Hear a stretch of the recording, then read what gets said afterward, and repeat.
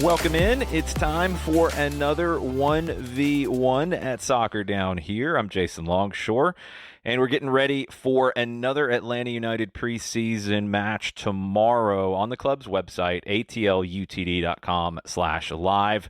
3 o'clock kick time. The Tampa Bay Rowdies are the opponent. You can also listen on 92.9 The Game. Pre-match coverage starts at 2 o'clock. Full-time report will follow the final whistle. Down here in St. Petersburg, Florida, where the team has been setting up shop this week before heading over to the Miami area for the last week of preseason. One of the players that I've been looking forward to catching up with is Luke Brennan. That's who you're going to hear from in this episode. Luke had a breakout year last year for Atlanta United, too, was a significant part of the attack for the Twos in MLS Next Pro, and he's been a significant part of the Atlanta United first team preseason in 2024. Luke will give you a little bit of his background and also his experiences this spring. Expecting to see him on the field tomorrow and expecting to see him be in the mix at times with the first team, along with getting a lot of time with Atlanta United too in 2024. Here's my conversation with Luke Brennan. So let's start with just your reflections on preseason so far. What about midway through it, I guess, at this point? How has it been for you? It's been good. I would say it's like my second and a half kind of preseason, so I'm definitely more comfortable now and I know what it's like, so I'd say it's gone pretty well so far, just getting back into it, just getting more touches and actions on the ball. It's always good. How much did it help you last year to be part of that trip to Mexico and really get a lot of that experience with the first team then? Yeah, it helped a lot for sure. Just to be in the group and to go to dinner with all the guys and kind of welcomed into the team last year definitely helps for this year as my first year kind of. So yeah, helped a lot. It's been interesting being around the group and watching it from the outside, seeing personality of the team start to emerge. You know, it's still early, and I think it'll change as guys come and go, but it feels like this is a group that really is comfortable with one another and gets along really well. Yeah, for sure. I think my parents were asking about that the other day, and yeah, it feels like a team like when you're a little kid and everyone was together, so it's kind of the same vibe. Do you kind of have a sense of maybe why that is? Is it the culture that the coaching staff sets up? Is it the leadership in the team, like the senior guys like Brad and Brooks especially? Yeah.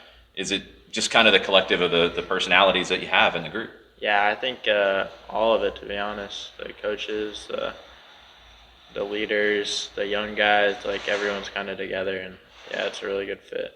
I know from having the conversations with Gonzalo over the years, he really values bringing guys through the club. So starting in the academy, bringing guys into the second team and getting them into the first team. It's something that's really rewarding for him. How have the conversations that you've had with him even before this preseason been for that pathway for you?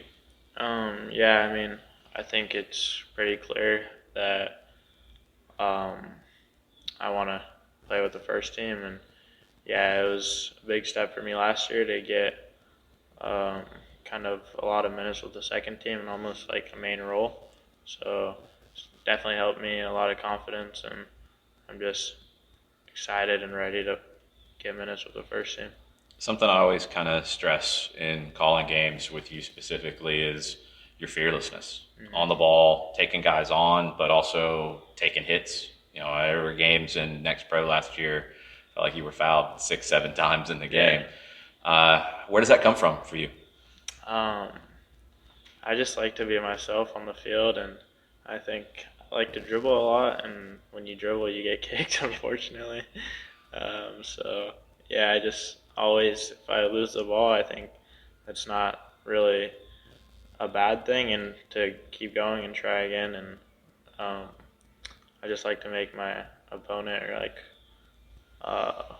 wing back as uncomfortable as possible, and I feel like it's not the best thing to see a winger keep on running at you over and over. So yeah. It's funny as you kind of being like a soft-spoken guy, like seeing you on the field. Yeah. Your personality is completely different with the ball at your feet. Yeah, for sure. Has it always been that way? Yeah, I'd say so. I'd say Yeah, I was always a winger growing up, and I just like to dribble and run at people and score goals and create. So, yeah.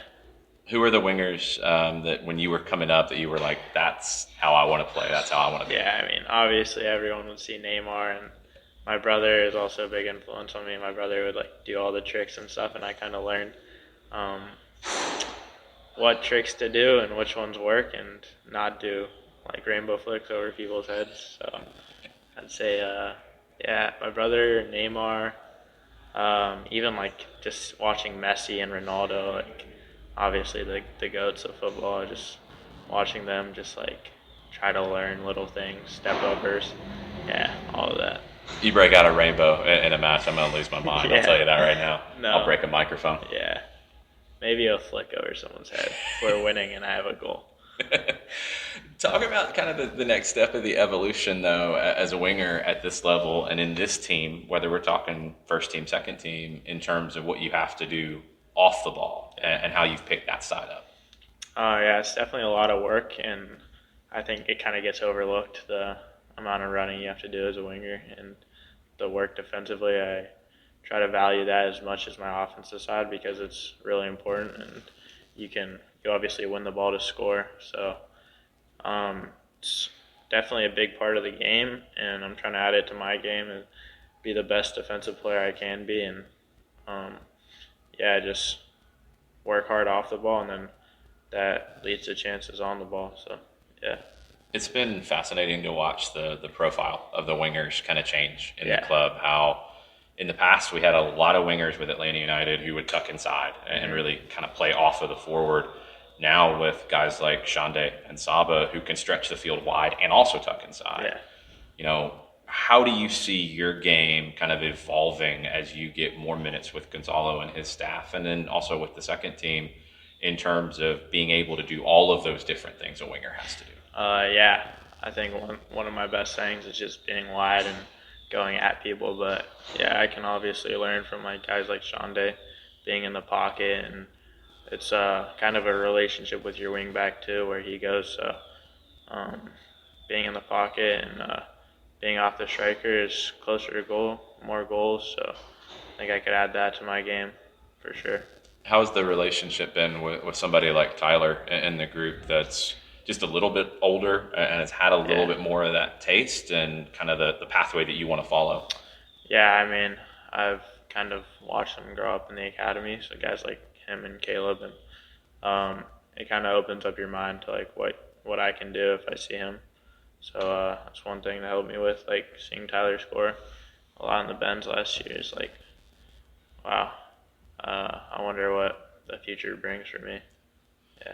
Talk a little bit about your time before coming into the academy. I don't think we've ever had this conversation. Like where you started playing, what those early memories of playing soccer was like for you.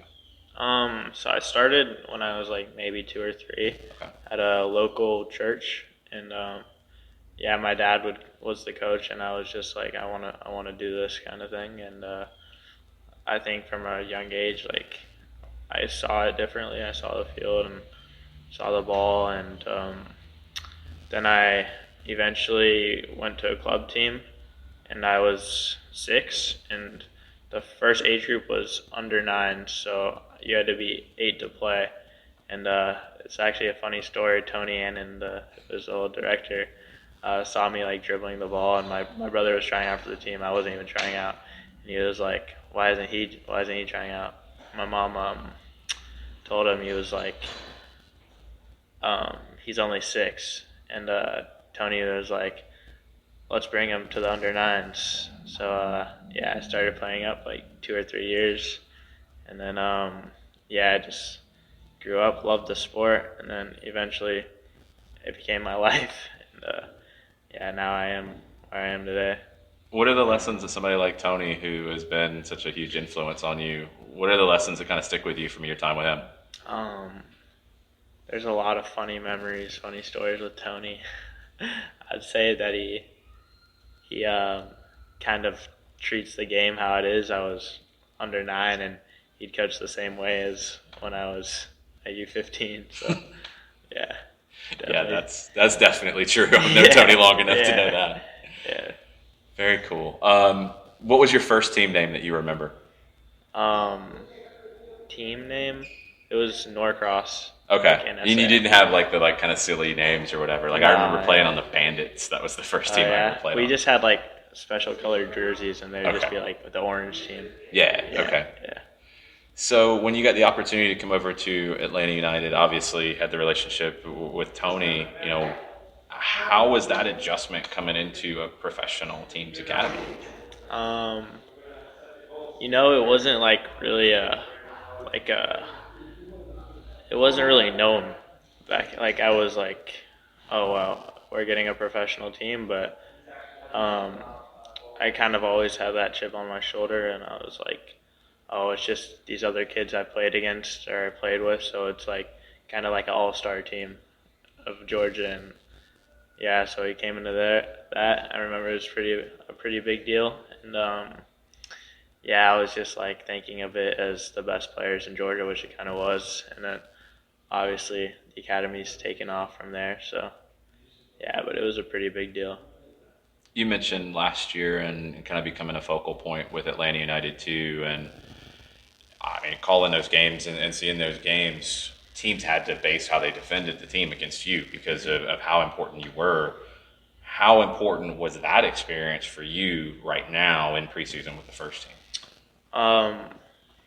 There's always jumps, like from academy to second team and then second team to first team. So I think when I first got up to the second team, I was kind of like the new guy on the block, and then you kind of gain the confidence and start playing how you did, and then the first team is the big jump. So I think last year I was pretty comfortable with second team, and I got to play free, and it was really actually just like a fun experience for me.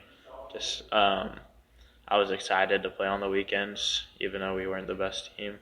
I think I always wanted to win a lot of 1v1s and create, so it was definitely a good learning experience, and yeah, it helped me gained a lot of confidence, and now I'm back at the bottom kind of again, so I know how to keep a level head.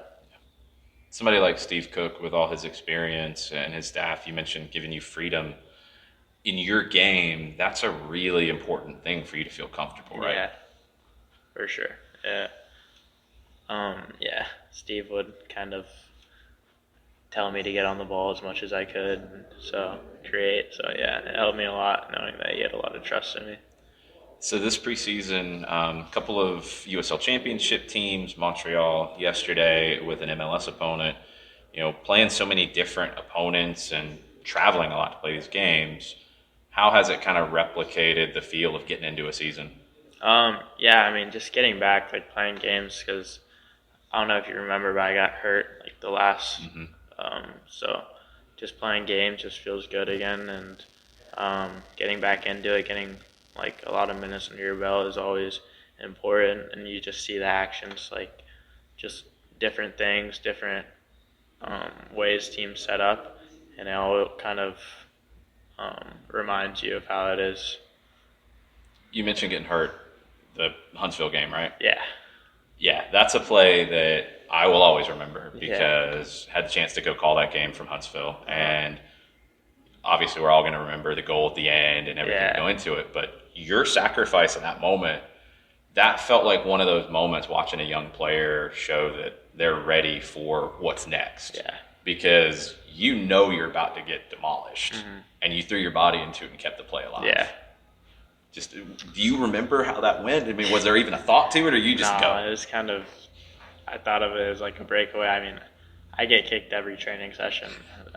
It comes with dribbling, so I just took a big touch by a center back, and that's kind of their job, and unfortunately it led to like my leg being like a balloon for a couple of months, so yeah.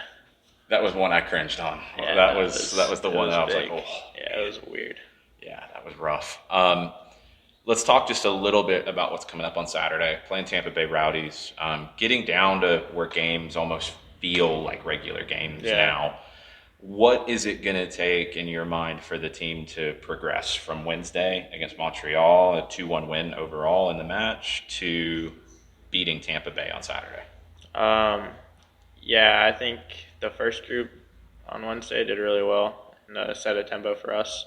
And I think we started pretty good and then kind of were shaky and losing the ball a lot. So I think that my group, speaking on like the second half guys, I think we just need to be more patient on the ball and keep it. And yeah, then we can start going and not just losing the ball every time we get it, and then it's just a lot of running on us. So I think that'll help a lot.